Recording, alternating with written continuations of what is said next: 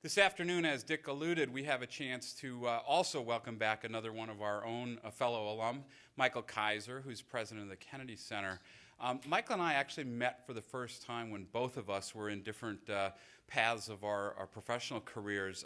I was at General Motors, who was one of his largest clients at the time that he ran Michael Kaiser Associates and was doing some great work in industry analysis after graduating from Sloan in 1977. He did wonderful work for GM. In fact, I wish we would have followed more of his advice at that time. They might be in a very different situation than they are right now. But Michael did great work in that area and had just a huge slew of clients out of the Fortune 100 or so in that very, very important time in American industry and competitiveness. In the mid-'80s, I think both of us took pretty dramatic career changes. I came back here to Sloan, and we shared a few thoughts about that this morning. And Michael went back to, I think, an original passion in the arts and really became, over the next decade or so, became known globally as a turnaround artist in the arts world. I know that you have somewhat of a detailed bio in the reunion program for today. I don't think it talks as much about his past history in literally turning around other very, very important arts organizations before he landed at the Kennedy Center and has now done a phenomenal job repositioning both the programming, a lot of the marketing, and even the operations sides, I believe, of the Kennedy Center.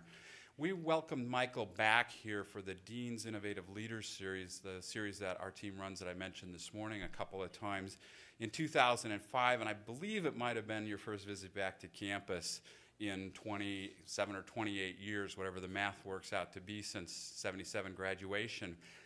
He packed out the house that day. It was really a lot of fun. Bill Pounds, who many of you know as prior dean of the Sloan, some deans back, and is very active in arts organizations himself, did a fireside chat with Michael. It was very, very successful. Not only was that day great, but what's been really fun, and I want to thank Michael personally for since that time, is he's really heavily engaged in other activities with MIT Sloan. He has come back a number of times for our Sloan Innovation Period. You've heard about that throughout the day and the weekend already. Recently, this past spring, he led a very interesting preparation seminar, something he does at the Kennedy Center often, but came up here to Boston to help business people who are moving into board positions in nonprofit organizations, and particularly arts organizations, his area of expertise. I wasn't able to attend. A number of our colleagues were there and said it was just phenomenal. He's also come back and done staff workshops for us that have been amazingly relevant to our role in positioning and marketing MIT Sloan. So it's really a pleasure to have Michael back in this regard. It is his reunion year as well, so I think it's particularly fitting. Please join me in welcoming Michael Kaiser.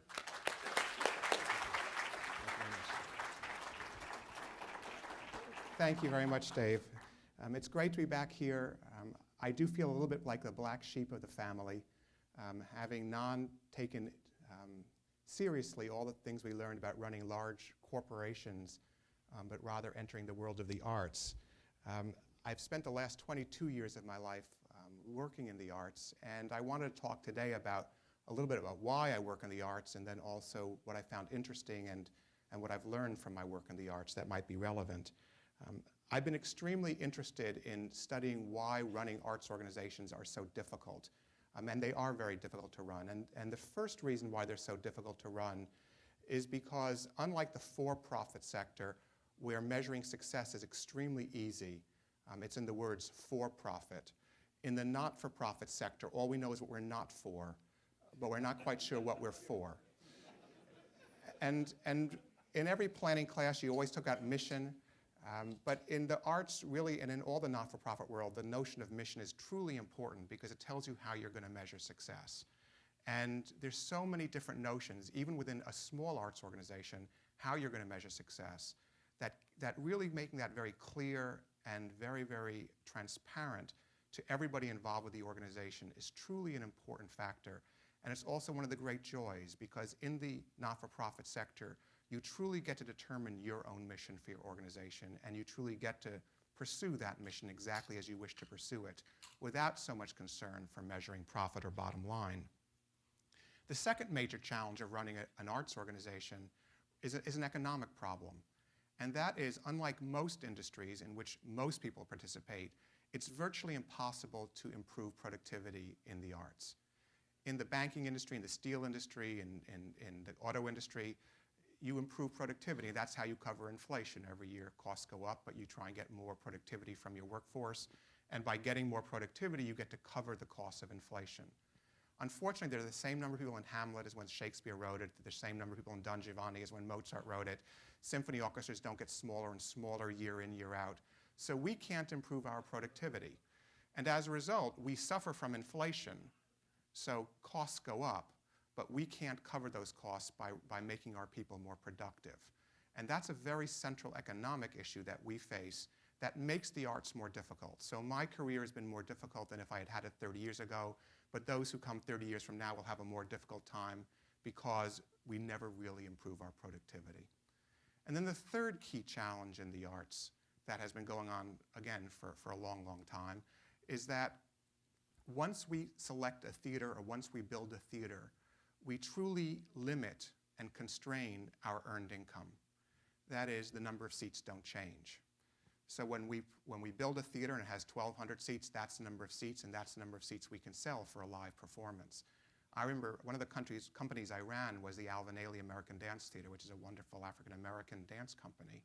And I was very lucky to bring them to the Herodaticus, which is a beautiful Roman amphitheater built into the base of the Acropolis in Athens, Greece. And it's a beautiful place. If you ever get to go to Athens, particularly in September when they have their performances, you really should go. You sit on these stone bleachers and you watch the stage, and the Parthenon is lit up behind you and the moon's overhead. It's very, very beautiful. And I brought my dancers there from Alvin Ailey, and they were so happy to perform in this ancient theater, and it's such a beautiful sight. And I just stood on the stage and looked at the bleachers and said they're the exact same number of seats as when it was built 2,000 years before. So earned income can't go up, which means the way you cover inflation is to raise your ticket prices. And that's been, unfortunately, the way the arts have been balancing their books, particularly over the last 20 years, has been to continuously raise their ticket prices, much faster than inflation. And the problem that we face is that, particularly now, is that new technology has created such a potent substitute to live performance. We've always had, not always, but for the last 50 years or so, we've had recordings, and we've had movies, and we've had other forms of electronic entertainment, television, radio. But over the last 10, 15 years, with the rise of the internet, with variety, so much entertainment that can get piped into your house virtually for free, that we have a very, very potent substitute and competitive substitute that's virtually free. By way of comparison, this year at the Metropolitan Opera, the top ticket price is $340 a seat. That means if there's two of you going to the Metropolitan Opera in those seats, you can buy a computer instead of going to the opera for one night. And just think about the entertainment you can pipe into your home, again, virtually free of charge, versus going to the Metropolitan Opera for one performance. This has created a very, very difficult problem for us in the arts. We've always had this productivity problem, and we've always had the problem of bounded earned income, but now we have this very, very potent substitute. And now, added to that, we have the fact that the media, who has been our best friend, is now quickly turning its back on the arts. Just last week, the Atlanta Constitution fired all of its critics. This is just one in a number of these activities. And the reason why the newspaper business is so important to us is while all of industry gets one section, the arts gets its own section of the newspaper. So we had a tremendous vehicle for communicating with people about our product and to build visibility for our organizations through the media. But now that we have newspapers being threatened by the internet and newspapers trying to cut back where they feel they're not really addressing very large segments and being very competitive, newspapers are very, very radically changing the way they cover the arts. The New York Times, for example, which was the leading arts cover, had the leading arts coverage in this country for many, many, many, many decades, has turned its arts section really into a section devoted to movies and pop music and television with reduced amount of serious arts coverage. And this is, of course, something that we're suffering from throughout the arts world. So we're facing some very, very big challenges. And as Michael Porter, if you did a Porter analysis of this as I do when I do my plans for arts organizations, what Michael Porter would say is that we've really seen our buyers get extremely powerful. And as our buyers have gotten extremely powerful by more substitutes and by many more entertainment options, we've had to find ways to weaken our buyers. And from my analysis of the arts world, the only way you really can weaken your buyers is to do a very differentiated product, a truly spectacularly differentiated product, and then incredibly aggressive marketing. And to me, that's the mantra for running a successful arts organization. I always say good art well marketed, because that's really what it takes to weaken your buyers, to create very important art and to market that art very, very aggressively. The interesting thing is that most arts organizations, and particularly most boards, and I don't know if any of you serve in arts boards, but most arts boards are extremely conservative in nature. And I find a lot of corporate executives who are extremely disciplined about their work in their own offices sort of leave their brains at the door when they walk into a board meeting of an arts organization, or they accept a great deal of conventional wisdom. And when most arts organizations hit a financial challenge, as many of ours do, virtually every arts organization hits some kind of financial challenge at some point in its history, the way most boards react, and in fact most staffs react, is to cut back, which is of course what you have to do. But the question is, where do you cut back? And where most boards cut back are where it's easiest, most discretionary, and requires firing nobody. And that means cutting back on artistic innovation and cutting back on marketing. Because those two feel very simple. You can do one less production, you can do the production you did last year, you can do smaller productions, you can spend less on marketing, do a little less PR, do a little less paid advertising. You don't really have to change the institution. The problem is, when you cut back on artistic initiative and marketing, you cut back on the very reason why people support an arts organization, either as ticket buyers or contributors. And so what happens is, an arts organization hits a bump, they cut back a little on art and marketing, they have worse results because there's less reason for people to give money. They cut back more, and they cut back more, and they cut back more, and they get sicker and sicker and sicker. And that's usually when I've been hired, is at that moment. When I got to the American Ballet Theater, which is an organization I ran in the mid-1980s, that organization had performed Romeo and Juliet for 7 years in a row at the Metropolitan Opera during their season at the Metropolitan Opera. You can imagine how bored their audiences were. You can imagine how bored their donors were. When I got to the Royal Opera House in 1998, that organization was so sick that its board took the brilliant step of canceling every performance for 2 years, believing that that was the way to improve their financial health. Clearly, if you're trying to get people to buy tickets or to contribute money, if you don't do any performances, then you're not going to have a very successful time at doing that. My approach has been the exact opposite from most boards. My approach has been to fire everybody you can, to cut every cost you can, and put every dollar you can into good art and good marketing, and to get rid of all the fat in every organization, and to try and do exactly that which is going to bring in revenue. The problem of the arts is not, as one might suspect, that people are spendthrifts and there's all this money being wasted. We don't waste very much in the arts at all. The real problem in the arts is that we don't have enough revenue. And so we have to focus on revenue, which means on product and on marketing. And because this is a business school today, I'm just going to talk about marketing, in part because I don't think I can teach anyone how to create great art anyway. For arts organizations, indeed for all not-for-profits, there's really two kinds of marketing. I would argue there's also two kinds of marketing for every corporation, but I'm going to focus on the not-for-profits. And those different kinds I call programmatic marketing and institutional marketing. Programmatic marketing is the marketing we do to sell tickets to a performance. And that's about how do we get tickets to people to buy Giselle next week, or how do we get people to buy tickets to Alvin Ailey the week after. Institutional marketing is a marketing we do to create excitement around our organization. In the corporate world, it's oftentimes called branding.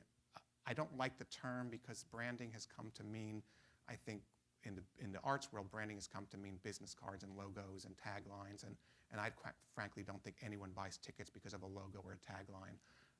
I'm much more concerned with truly how do you create excitement around an organization. And I'm not going to talk a lot about programmatic marketing because I think most arts organizations do it relatively well. The only thing I'll say about that, this is the marketing to sell tickets, is that really when you do very sophisticated marketing in the arts, what you're really trying to do is you're trying to aim for a marginal buyer. There's a group of people who buy your tickets anyway, and most arts organizations waste too much money getting to their core audience. That's not who you want to spend money reaching. That's easy. You just tell them you're there, and they'll buy tickets, and the internet's our best friend with that activity. But the real people we're trying to reach is that marginal audience that surrounds the core audience, the people who might come to see us or might not. Who we address in the arts is a very small segment of the total population.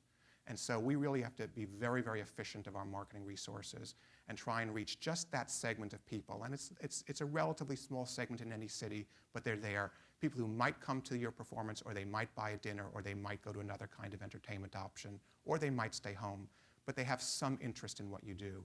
And one has to truly focus your marketing on that group and not on your core audience. And that has implications for the way you design your brochures, for image selection, et cetera, for the way you do your internet, et cetera. It's actually become a very sophisticated field of programmatic marketing. But what's much less sophisticated and much more interesting to me is what we do to interest people and excite people around our whole organization. And I'd like to give one example of what I've done because I think it illustrates what I mean by institutional marketing. And it relates it back to the Alvin Ailey organization.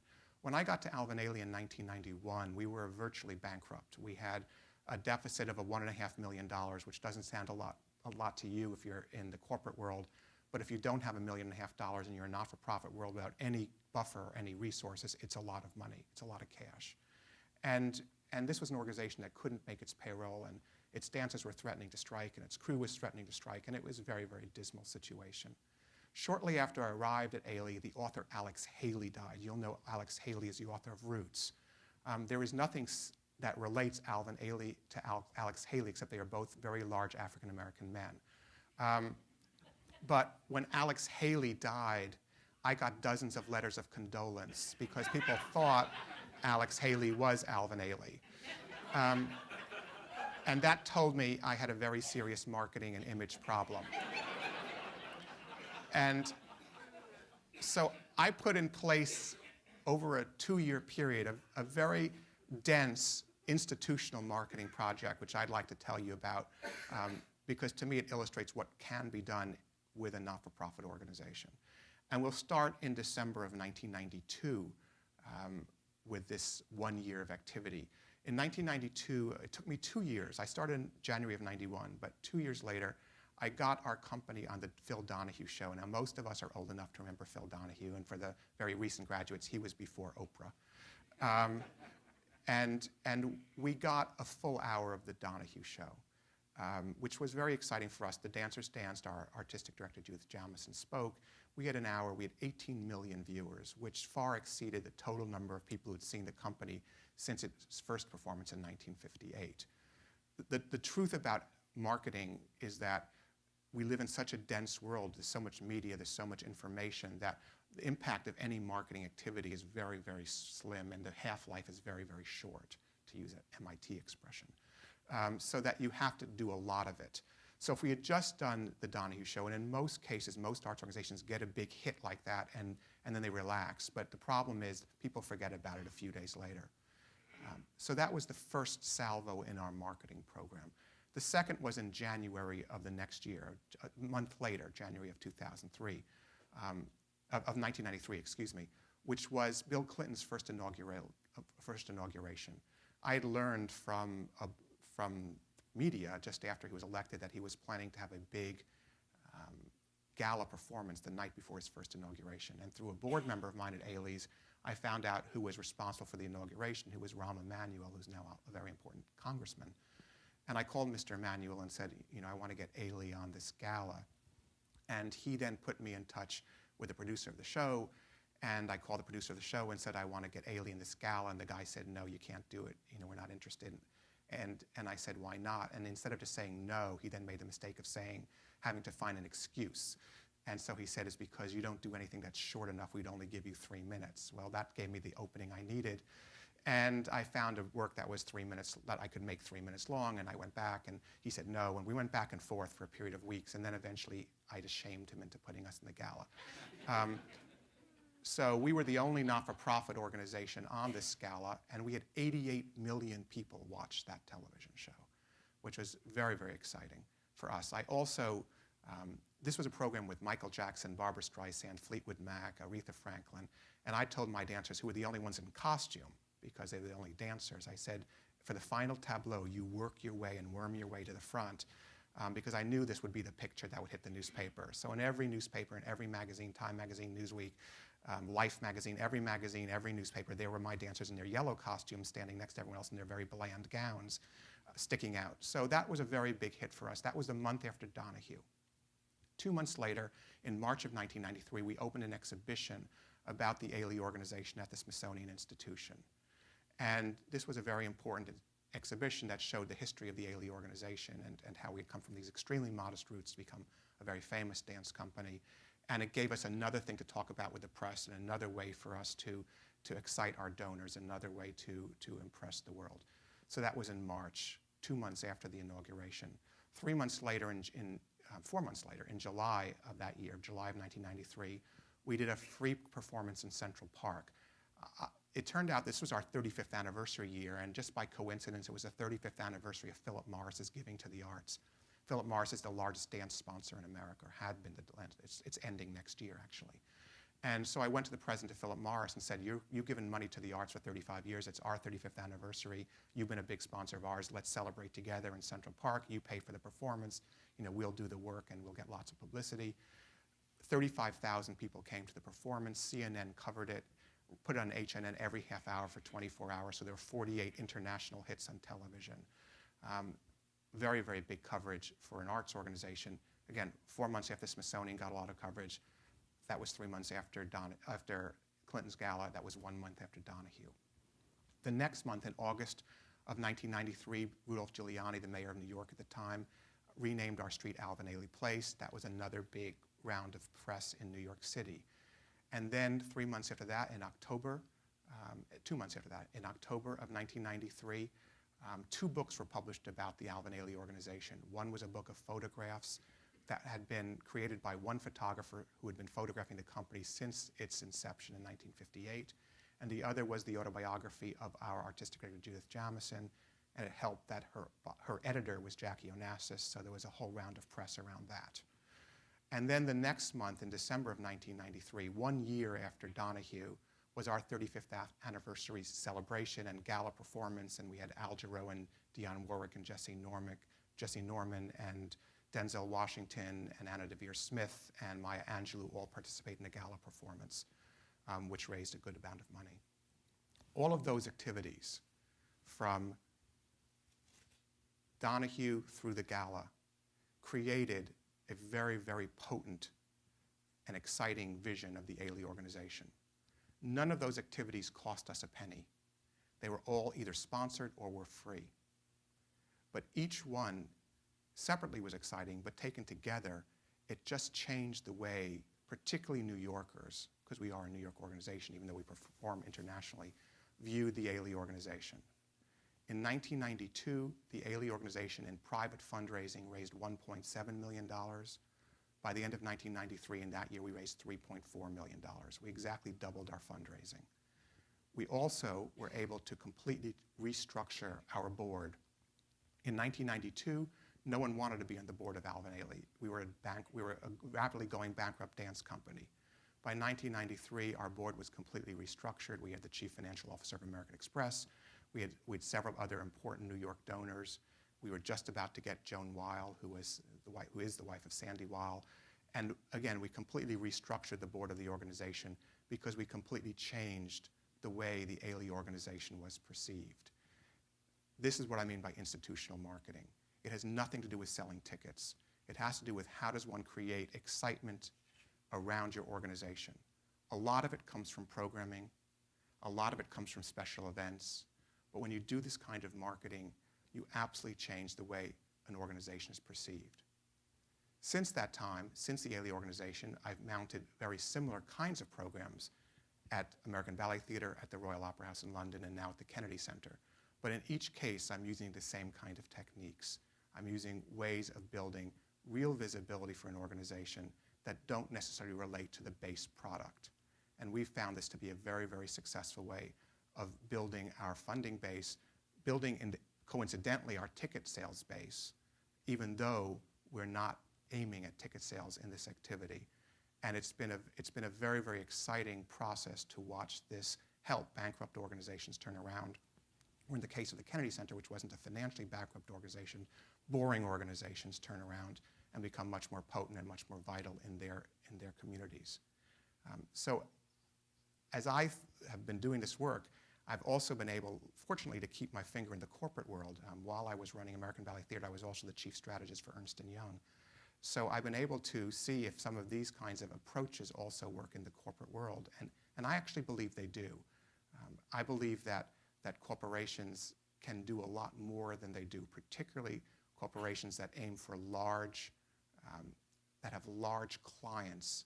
I'm not talking about consumer products here, I'm talking about corporations with large individual clients, like investment banks, can do an awful lot more to build their visibility through creating very special activities for their customers.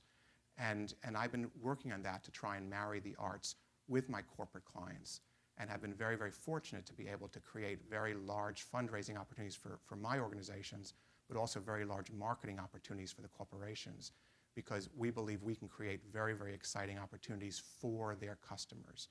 And this marrying for me of the corporate world and the not-for-profit world has been very, very exciting, because it helps to fund my businesses that I run, my arts organizations, but it also takes me back to my days at Sloan School.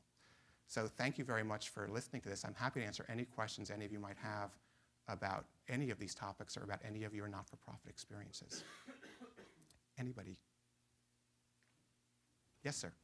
How do you do about raising money from grants from charity-type organizations and the humanities organizations? How do I raise money for them, or How do you collect money from them? Get grants. how do I get grants from foundations and from other charities? The way you collect grant money is to do exciting work. I spend a lot of my time fundraising, but I almost never ask for money, because there's different kinds of donors. From corporate donors give money to build visibility, so you become a part of their marketing plan. Corporations used to give money in order to be nice guys in their communities, but that's not happening anymore very much, because most corporations can't afford that and their shareholders don't like it. So giving to not-for-profits from corporations now comes from creating visibility for their products and services. So for me, a lot of the work I do with corporate donors comes from creating real visibility for their products. For example, Boeing is a very large sponsor of the Kennedy Center, because we create opportunities for them to do corporate entertaining at the Kennedy Center. Obviously, Washington's a very important city for Boeing. So from a corporation, you're trying to create real visibility with their customers. Foundations are easy to raise money from. They have a legal obligation to give money. There, you have to make a project that really speaks to what their particular needs are. But the most money in this country is coming from individuals. About 70% of charitable contributions in this country come from individuals. And that's what sets this country apart from other countries. And the way you get money from individuals primarily is to create a social life for individuals that makes them want to give money because they want to have an active social life. We raise about 70%. We raise $70 million a year at the Kennedy Center for operations, and of that, about 70% comes from individuals. This is a very important point because it differentiates the U.S. from virtually every other country in the world. I'm doing a lot of teaching now in many countries, particularly in countries that are just developing their philanthropic sectors, like in the Arab countries, in Africa, in Asia. And the big challenge is that individuals in most countries expect the government to pay for these activities. And as governments are cutting back on their giving to the arts and also to education, healthcare, these countries are being forced to develop philanthropic sectors. And the work I'm doing is to teach them how do you build a marketing channel for your corporate donors, and particularly how do you build a social life for your individual donors.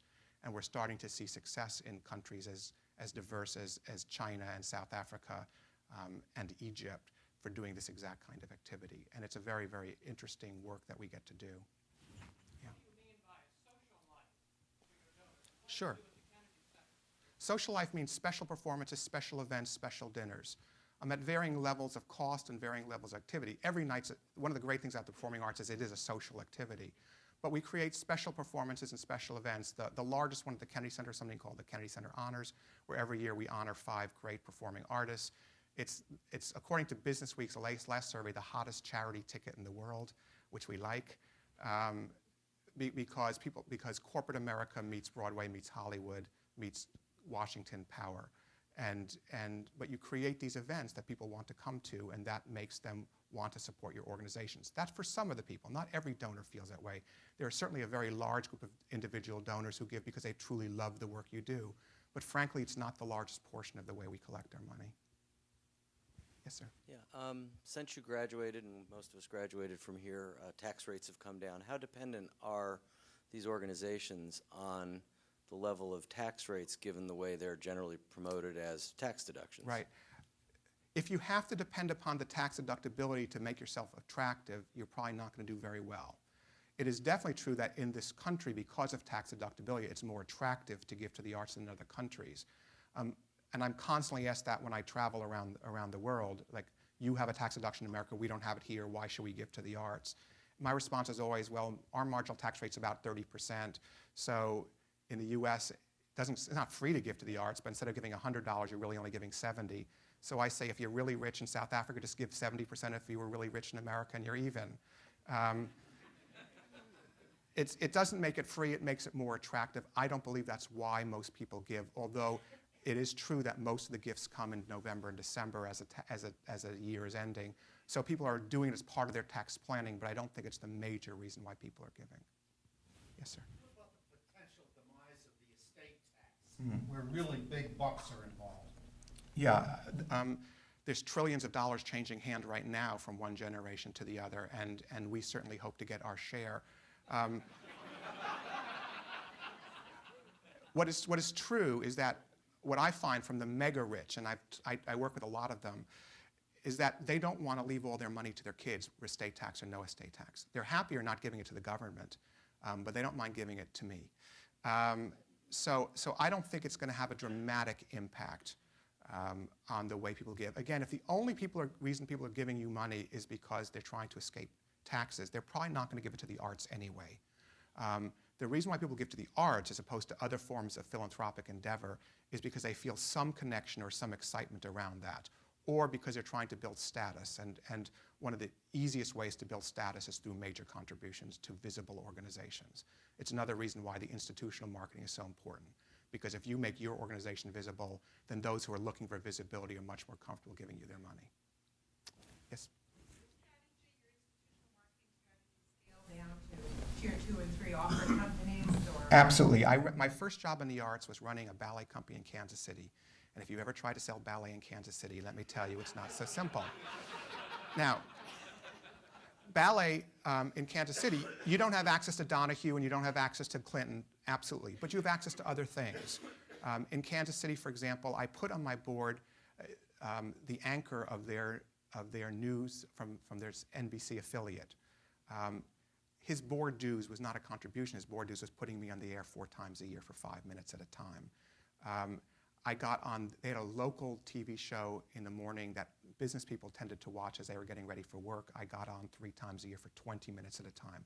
I negotiated a debut tour to New York City. We were the first Kansas City organization to perform in New York, and I sold the ballet as Kansas City's chief cultural export. It worked. It worked. So there's a variety of means I used. I got national publications to come and write articles in Kansas City about the ballet. So there were a variety of means I used to do the exact same thing. It wasn't at the level of Donahue and Clinton, but we didn't have as many zeros either. So it didn't have to be as much. We paid off the entire deficit of the Kansas City Ballet, which was a bankrupt company, in 11 months. So it's absolutely doable. It is scalable down. It takes creativity, which is why I like this work. Because the real challenge is, how do you find the way to use the assets you have to create some program for your organization in your community? It doesn't have to be as visible as Ailey's, but Ailey's was particularly sick and had a particularly large deficit.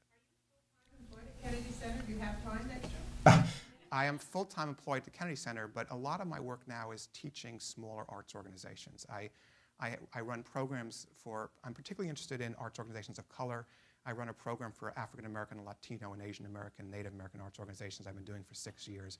I run an institute at the Kennedy Center to train young arts administrators. And now I'm spending a lot of my time around the world teaching in a formal setting and on a repeated basis these concepts, because I'm very, very interested in supporting the arts ecology of these other countries. Coincidentally, I am a cultural ambassador for the United States State Department. And I believe the work we're doing does more for creating positive image for America abroad than a lot of the programs the government is trying to fund. And it's extremely...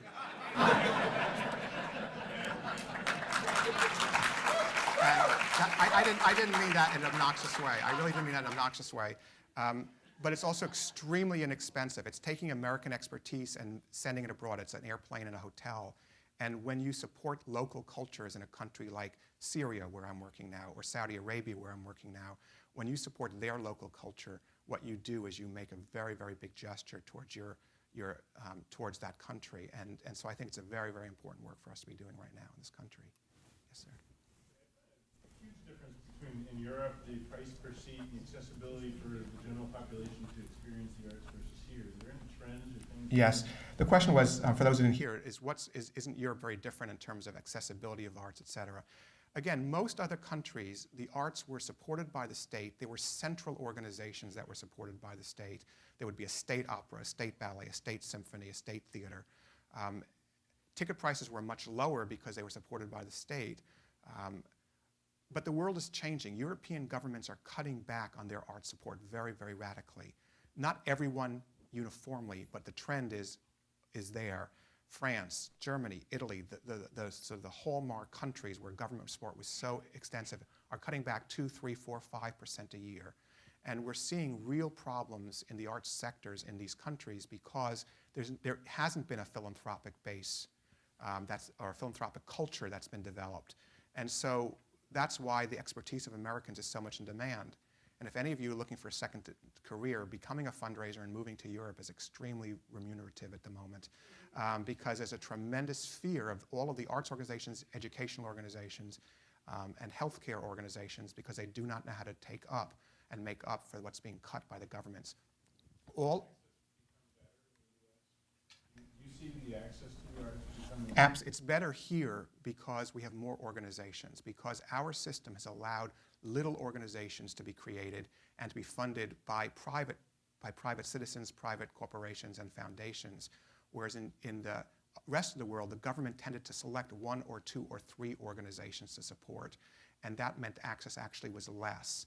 Prices were lower, but there were fewer organizations. We're merging. We're not going to see a big increase in government support, although this Congress has recently voted large increase for the NEA, but still it's such a drop in the bucket. New York City gives more money to the arts in New York than the federal government gives to the arts in our country. And I always explain that when I travel abroad, the reason why an American should be teaching this abroad is not because we're smarter or know more.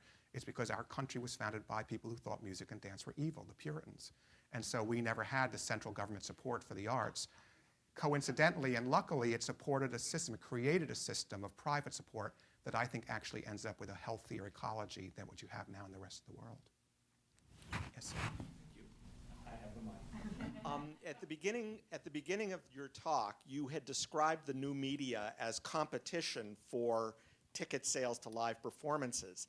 Just this morning in the Boston Globe, on the front page, there was an article about the movement by symphony orchestras to try to embrace the new media. Yes.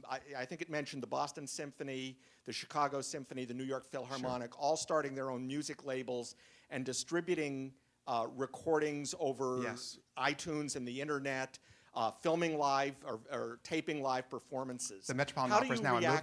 Sure. Right. The Metropolitan Opera is now in movie theaters, which, by the way, we started in Covent Garden, although they get all the credit. What I react is these are educational activities rather than true income activities.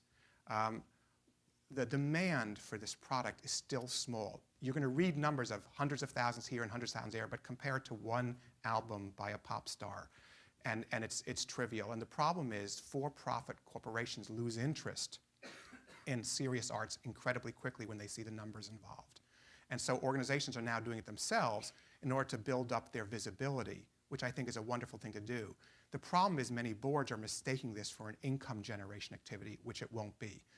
The most famous work by Alvin Ailey is a piece called Revelations. It's done all over the world. It's the reason why the Alvin Ailey Company is as successful as it is, because it's such a popular piece. When I arrived at Ailey in 1991, it was 20 years after the first video was created of Revelations by an all-star cast. It broke even in 1991, having been filmed in 1971. The demand is just too low. So I am not convinced. I believe what these organizations are doing is wonderful from an audience building, from an educational standpoint. I'm not convinced there's actually bottom line profit to be made. And I'll only believe it when I see it. Can we go back there and then we'll come here? Yes. Do you feel your model applies to other not-for-profits like the Girl Scouts or the Heart Association or somewhere like that? Absolutely. Absolutely. It's harder because in the arts we have a sexier product. And we have a product that makes it easier to create visibility. And again, we have that section of the newspaper. Even though it's dwindling, we still have that arts section. But this is something that all not-for-profits, and in fact, the work we've been talking about at Sloan School needs to do this as well, is how do you create more of an excitement around your organization? And I don't do it with tap dance lines. I'm not talking with phony stuff. I'm talking with real stuff. You know, the work I'm doing around the world is getting press that I then filter to those people who might fund us. And a lot of the money, when I got to the Kennedy Center 6.5 years ago, we were raising $35 million, and this year we're raising $70 million. So we've doubled our fundraising, and it's based on programming, but it's programming that we then market in a way that gets people to want to contribute. And I absolutely believe this is doable by other not-for-profits, not just by arts organizations. It's a little harder, but there are ways to do it with the use of celebrity, with becoming very clear about how you're serving the population, and by thinking bigger. The problem is most not-for-profits, including arts organizations, tend to think smaller because they're fearful, whereas it's large projects that both get the funding and get the visibility. So I'm a very big believer in very large-scale projects for all kinds of not-for-profits. I was very fortunate this semester to teach a course this semester here at Sloan School on planning for not-for-profits, not arts organizations, but not-for-profits. And each student in my class did a plan. One was electrifying rural India, and one was introducing children in Boston public schools to more serious literature, et cetera. But throughout this very wide range, each of them was encouraged to create this media plan, and each one could. Yes? I was wondering how you marketed yourself in other nations. You said you're going to other nations. And how did you get there? I mean, how did you become accepted or marketed? It's really easy because there's such a demand. I just go to, because I live in Washington, I have the ambassadorial community who all know the Kennedy Center well, and I go and visit with them. And so I'm just about to start a project in Central Europe. You know, Poland, Czech Republic, Slovenia, and Hungary. Right after the fall of communism, there was a huge influx of contributed income to those countries because there was such an interest post the wall in how are we going to support these countries. Now that the world is focusing on other issues, all that money is flown out of those countries, and they're really struggling. They have very important organizations, educational and arts organizations, but they have absolutely no money. So I just went to the ambassadors and said, I'd like to do a project with you guys, and believe me, within 10 seconds, they had me on a plane. So there's real interest in the Arab world. There's real interest in Central Europe. There's real interest in Asia. I guess I mean, how do you get publicity in those countries? Same way I do it here. I did a big festival of China. I'm the major teacher of arts administration in China. The Chinese government is investing a tremendous amount in infrastructure in China in the arts, but not very much in operating grants.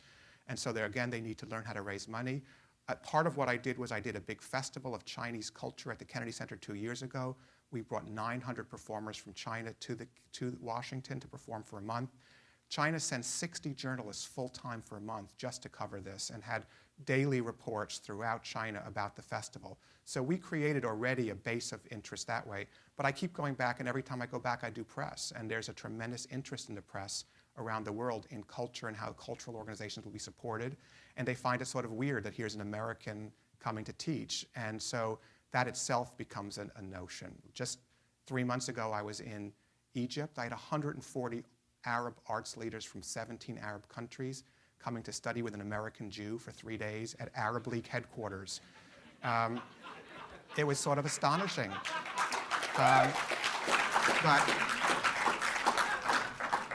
But there was absolutely no political problem. They were so anxious to learn, and the governments are so anxious that the Arab League, which is their version of NATO, is extremely interested in helping their cultural sectors to thrive. This is the way they make an impression abroad for being the real people they are rather than the way they are portrayed in the press. And so this is a very, very interesting and important activity for the countries themselves. I have no problems getting there, and I have no problems getting press there because their press find this very interesting. But what I'm really trying to do is to teach their organizations how to get press. And the techniques are the same. They just have to think in a different way because this was never something that was part of their vocabulary. They just thought the grant came from the government and that was it. Now they're having to realize that they have to do more to make their organizations more attractive to private donations. So they create an event in Washington, but then it gets back to your country and then... But then I'm working with events in the country. So I just had a big event in China with Chinese arts organizations, which again got tremendous press throughout that country. Thank you. Way in the back. Yes, thank you. Are there individuals that act as cultural ambassadors to facilitate artists from other countries to perform in the United States, from countries that don't have diplomatic relations with the United States? For example, I was recently, I attended a concert of a group of Persian artists, one of whom was denied a visa to the United States because of, for obvious reasons. Well, but are there people, cultural ambassadors, that facilitate that? I'm doing that, and in fact, I'm about to go to Tehran later this year. Visa is a big issue right now in America. As many of you who deal with bringing people from abroad in any field, visa is very big. Bringing 900 Chinese people, getting visas for 900 Chinese people took 12 months. We only got one turn down. I'm doing a big Arab festival in 2 years. We'll have 600 Arab artists coming to visit with us. That'll be a very big visa problem. But there's real efforts being made to improve the visa situation. But I would have to say the Kennedy Center, along with the Brooklyn Academy of Music, are the two major vehicles for bringing art from less well-known cultures to the United States. We then facilitate tours of those artists around the country. So my Arab festival I'll do in 2 years, many of the groups I bring will then tour the US, particularly to some of the cities with large Arab populations like Detroit and Houston. Yeah, we have two back here. You talked about two things that in approaching the art. One was differentiated art and the other was marketing, and you also talked about innovation as investment. Is there anything you'd like to say about the differentiated or the innovation part of the arts equation? It's hard to talk about it because what creates great art is hard to define.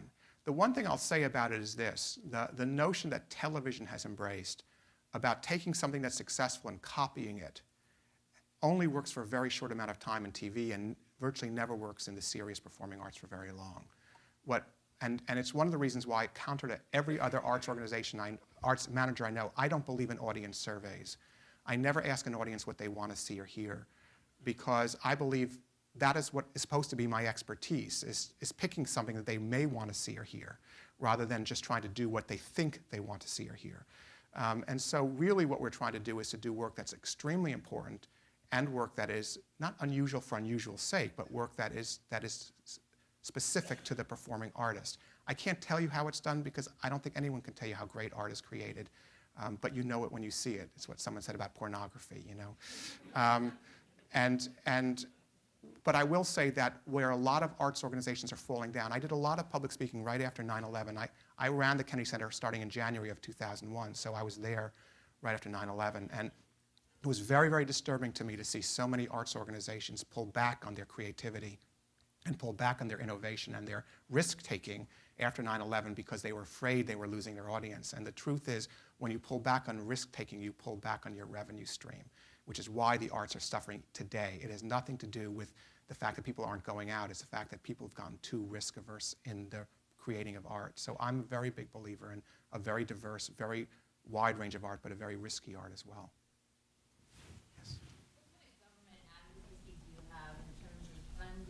Or the visa situation? Do you have a government relations group? Do you have certain congressmen that you target? Or how does it work? Let me say that the Kennedy Center is unusual in that we're not a government agency, but our building is owned by the government, and the government funds the costs of the building because we are the official memorial for President Kennedy. So the same way the Lincoln Memorial is funded, our building structure is funded. But the organization I run is a private organization. It has a board, and we have to raise our money privately. But the weird thing is that my board is appointed by the President of the United States. I can't figure this structure out, and I've been trying for 7 years. Well, we do have an advocacy department. I have people who work with Congress, not in terms of our funding, but more importantly, I do advocacy work with the administration and with Congress on the areas that I'm particularly concerned about, which have to do with funding of rural art, funding of art for people who don't have access to art, and use of art as a cultural diplomacy tool. And I spend a lot of my time at relatively high levels of this government trying to make the case for that. I'm fortunate in that I have 14 members of Congress, including the 4 leaders of Congress on my board, so I have access at a pretty high level. But I am very, very passionate about using the platform I have for those issues rather than for the funding of the Kennedy Center itself. Any other questions? One last question, then I think we have to stop.